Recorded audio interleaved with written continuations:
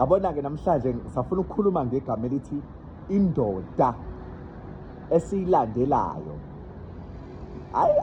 Angindaba ukuthi umuntu ozoyicabanga lento engishoyo ukuthi uzoyicabanga kanjani, kodwa ngifisa ukisho ngale ndlela le umuntu azoshesha ayibone ngayo.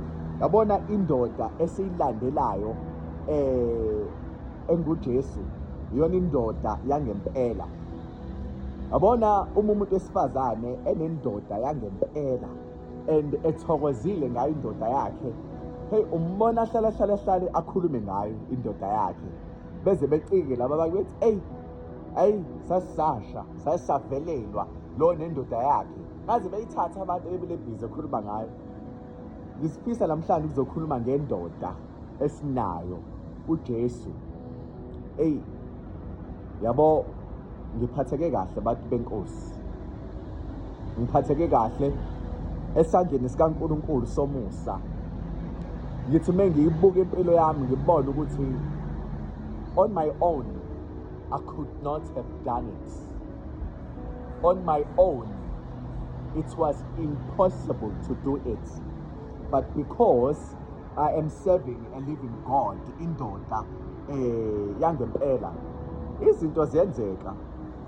Namhlanje ke ngifisa ukukhuluma ngalokho ukuthi silandela indoda yangempela. Yabona uJesu mekuthiwa uyindoda yangempela noma indoda emadodeni, kushiwo in a way ukumbabaza amandla akhe, ukubabaza igalelo lakhe, noma igunya lakhe.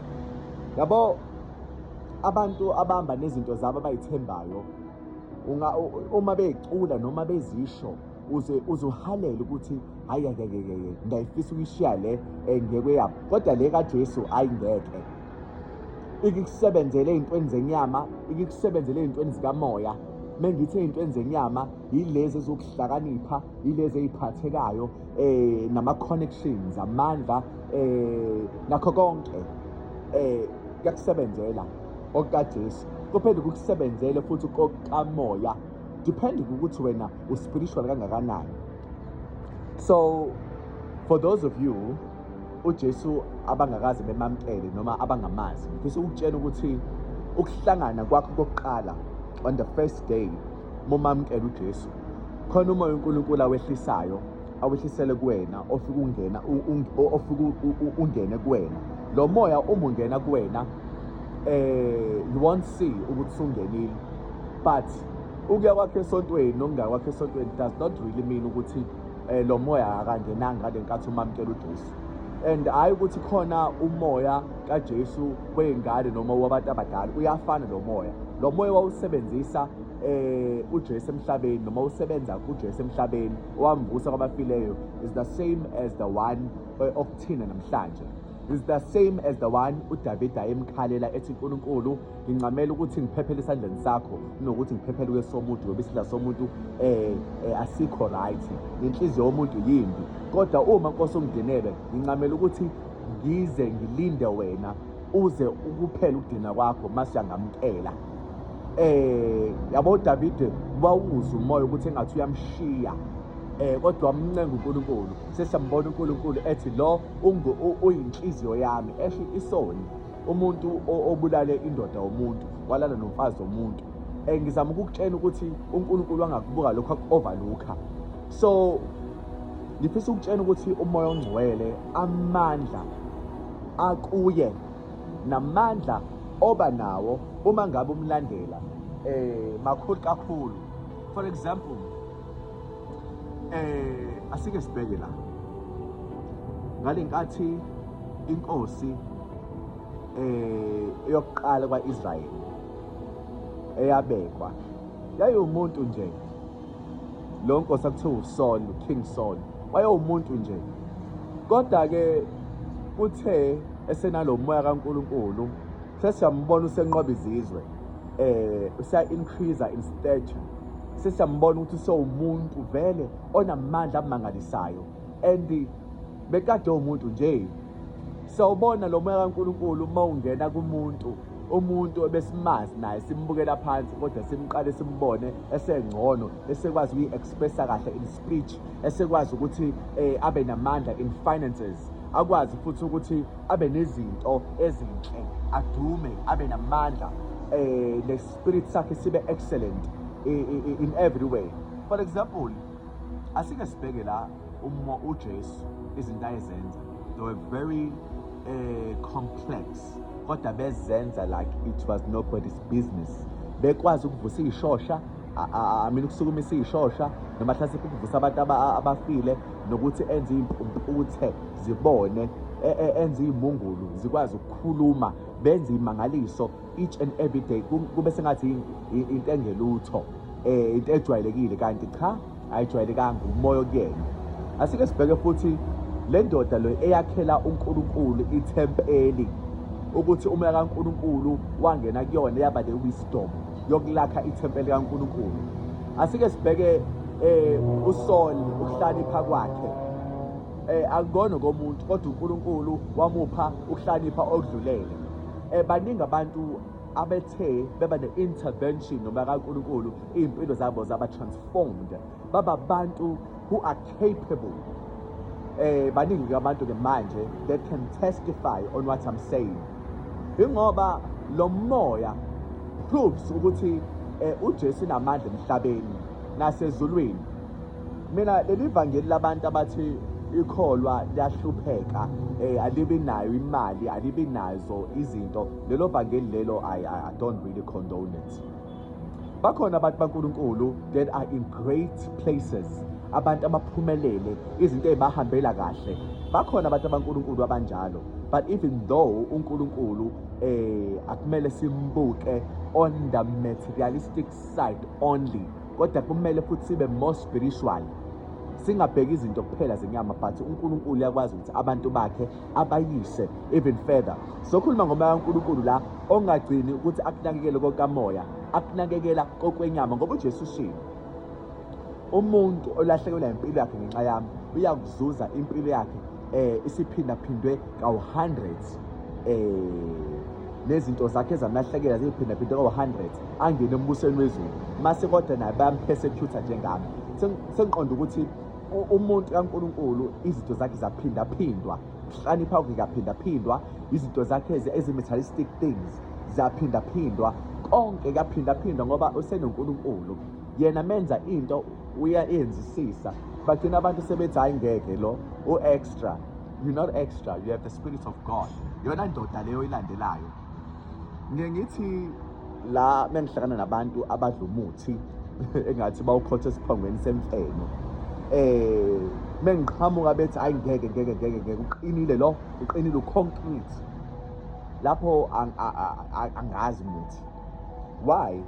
Iy'nduku zabo ngiyayibamba, ngiyayiphoqoza phela ngomoya ongcwele, bathi befika bezama kodwa umoya ongcwele ayikhombise ukuthi uNkulunkulu. Ngifike abantu bedumile, kodwa kube sengathi mina odumile. Ngifike kubantu ababelungu ngokwesikhumba, kodwa uma sekwenzeka izinto kube sengathi imina omlungu kunabo. uNkulunkulu uzama ukuveza la ukuthi ispirit sakhe is very pure, nevalue yaso iphakeme kakhulu, and asikho spirits from the darkness that can compete nomoya kaJesu. Uthi uJesu ngiyahamba manje, kulungele ukuthi ngihambe ngiye kuBaba ukuze ngiyakuncelela umoya weqiniso, izwe ngeke limbone, nina nizokumbona ngokuba nanini naye ekuqaleni. Uthi uJesu ukuze phela ke kumultiply-ke abantu abanjengaye, he has to be where eqhamuka khona ukuze ezoyiletha emhlabeni, ezoyimultiplya. Ukuyimultiply wakho uJesu phela kumele physically anyuke ukuze umoya wakho uzokwazi ukuqoqa bonke abantu bakhe, ngoba vele abantu bakhe uyabazi bonke abakhetha. So lo moya kaJesu uma uqhathanisa neminye, iwona umoya oba dominant. I will use indaba kaDagoni noNkulunkulu. Umphongolo lo owamixwa noDagoni isithixo, uDagoni wafike wabamthola ngakusasa ikhanda selibheke phansi sesubmithe kumphongolo kaNkulunkulu. Kwathi bephinda futhi bembeka, waphinda futhi bambona iy'nyawo nezandla sey'phukile, to prove ukuthi akekho ongayi competition noNkulunkulu. Yabona ngithi bengiqhamuka endaweni, ngibona abantu behlina noma abanye besusa umsindo, bekhuluma bememeza, abanye benza ingathi bayaxabana. Ayithi bazama ukusabisabila. Mina ngizobe ngithule ngibaba ngithi abantu abasenyongweni kaSathane la khona kungekho ukuthula. Mase ngiyababuka nje ngale ngokuthi uma kuzoba khona ozoba direct akhulume nami, ongekho direct osalibele egqokisa inkulumo noma osayifihla inkulumo, loyo akakhulumi nami. Kodwa uzoba direct, zobe sengadila naye in a good way ukuthi yazi ukuthini, kukanje. But to show the excellency yomoya kaNkulunkulu, mina ngibonile uNkulunkulu ngomoya wakhe kumina ethi take me out ey'mweni ezi-complex, udokotela angakhiphe kuzona, upresident angakhiphe kuzona, uprofessor ngikakhiphe kuzona, kodwa uNkulunkulu umoya wakhe at a short space of time ngimbonile engikhipha kulezo zimo. Webhayi ngabe umuntu ufile, webhayi ngabe umuntu uboshiwe, webhayi ngabe umuntu usesibhedlela, kodwa uNkulunkulu athi come, athi intervene, athi take me out of the situation. Abantu engidlule kulezo zimo phambi kwabo, they are the witness ukuthi hayi ngempela uNkulunkulu kaSizwe uNkulunkulu wangempela. Hayi ukuthi uNkulunkulu lo ombonayo, awumbona uNkulunkulu, you don't have to, but izenzo zakhe zakukhulumela ukuthi hayi ke sekuNkulunkulu ke manje. Indoda le yangempela, indoda ngezenzo, indoda ngendlela futhi ukukhandlisha. Yabo umuntu wesilisa wangempela uma ekuhola, umuntu wesifazane uza lokufudumala. Uma ekubiza athi mama, udanothambe nangezenzo, uma upringa ukhulumela phezulu, ehle athi hawu sengenzeni ke manje, ufuna ngikwenzeleni. Yabona nawe umuntu wesifazane ugcina usuba weak uthi ngeke baba, nawe uhlezi ungibuza, but you can see ukuthi lo umuntu wesilisa uyakwazi ukuthi handle you, whether ukhulile nge-age noma ukhulile nge-experience, whether umncane usa-confused, kodwa uyambona ukuthi once wafika kuyena impilo yakho it becomes easy, makes sense, ngoba umuntu wesilisa lo who was designed for you, and you see your life ukuthi impilo yakhe vele uma ikuyena kuyahambisana. But uma uzama omunye idane kube khona ama-complications, ucikeke, but uma kulo ubona ukuthi ngeke kuyahlaleka, that is your man. But kuJesu-ke whether umuntu wesilisa umuntu wesifazane kuyahlaleka, because uNkulunkulu umoya wakhe ukwazi ukuhola abantu besilisa in all their stages, aphinda ahola abantu besifazane in all their stages, aphinda ahola iy'ngane ey'ncane ey'sakhula, ama-teens nabo bonke uyabahola, aphinda ahola abantu asebebadala, abampunga ey'nweleni, aphinda bahole. Kubona wonke ama-classes uyakwazi ukubahola ngendlela, ngoba phela yena umalusi wangempela. Yabona-ke kahle kahle ibandla lowumakoti, thina abantu besilisa ngokwemvelo kumele sifundise abesifazane ukuthi baba kanjani umakoti kaNkulunkulu, ngokuhamba, ngokubekezela, kanjalo-ke. uNkulunkulu qala wakhuluma yebo nowesilisa, yebo, kanjalo-ke umuntu wesilisa uyamfundisa owesifazane wakhe ukuthi kuba kanjani umakoti, nge-leadership nangezenzo, nokuningi-ke. Kodwa-ke even though izinto sey'shintshile, kodwa into kaNkulunkulu ayishintshi, izwi laNkulunkulu hlezi limile linjalo. Ngizama ukusho ukuthi akekho who can be compared to uNkulunkulu, kodwa uNkulunkulu as much as uNkulunkulu uyakwazi ukwehla kwi-level kaNkulunkulu aye kweyakho, abomngani wakho, akakhulume nawe ngendlela futhi nawe uzogcina usuhleka usuthi hayi ngeke uNkulunkulu le humor, hayi ngeke uNkulunkulu kunje. That is God. Uyabo umngani wakho aphinde futhi akunikeze imfudumalo uma uyidinga imfudumalo aba uNkulunkulu kodwa aba umngani wakho at the same time ahambe nawe till the end. Ugcina usubona ngempela uthi ngempela I don't actually need umuntu physically to walk with, because umoya ongcwele is always there. Noma u give up, noma u doubt, noma uwa, as much as ethi ukukhalela athi grieve kodwa akakushiyi oba nawe. He is very loyal. Ukulibona leli phimbo elikhulumayo, no sizwe musu uyiphiniselela, no sizwe musu kwenza ukuthi nokuthi kodwa wena unganaki. Ilona phimbo ke lelani. uNkulunkulu doesn't have to shout mekhuluma nawe. Udana thinta inhliziyo yakho, ukhuluma nenhliziyo yakho, uzizwe unomunyu, uzizwe uyisola, uzizwe like ama-emotions wakho uwezwe ngempela ingoba uhleli ngaphakathi kwena. Mekhuluma nawe uthinta wona. And ngephimbo elincane sometimes umudoubt athi no, don't be of the faith.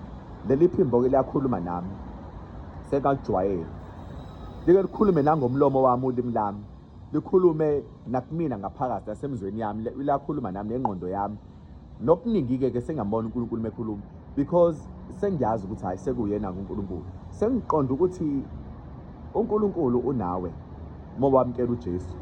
Learn how to listen to him, because uma ekhuluma ungamlaleli uzogcine wena usunam ungasamuzwa, kube sengathi uNkulunkulu akekho akakhulumi, kanti ngoba wena bongamlaleli uma ekuwonisha, uma ekululeka. Indoda ke le yangempela.